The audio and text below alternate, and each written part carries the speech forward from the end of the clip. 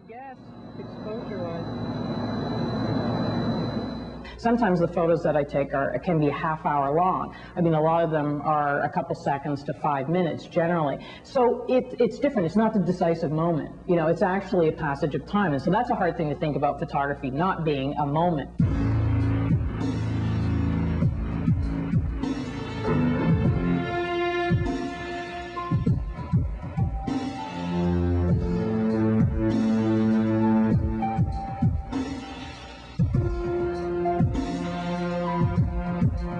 There's a variety of cameras. A lot of these were ones that I made early on and were experimenting with. This one is one of my favorites, almost like this bag lady camera.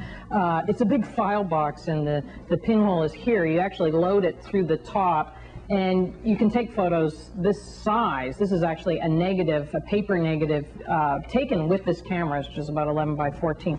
So, in fact, when the photo is being taken, the light travels in a straight line, so it's in fact upside down in the box, and you contact print it to take a print.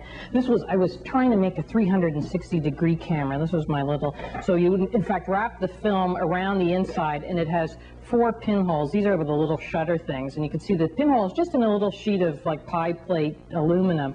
And when I go to a location, I basically have to, you know, put that on, and then I lift up and expose each side. Except that you, in fact, lose little chunks at the corner, so that one didn't work. But then I wanted the multi-hold one. It's like this is got 9 pinholes, which now I've been doing these galactic images. Which have, in fact, sometimes 500 pinholes or 1,000 pinholes in them.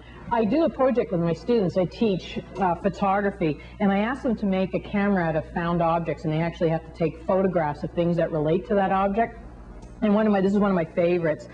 She made this camera out of a biology science book, and you can see the little pinhole there in the piece of metal. So she cut it away. This is like one of these spy things. You normally has a gun in it, but you would put the photo paper in there, close it up, put elastics on it, and she took photos of biology things like skeletons and bugs and so on.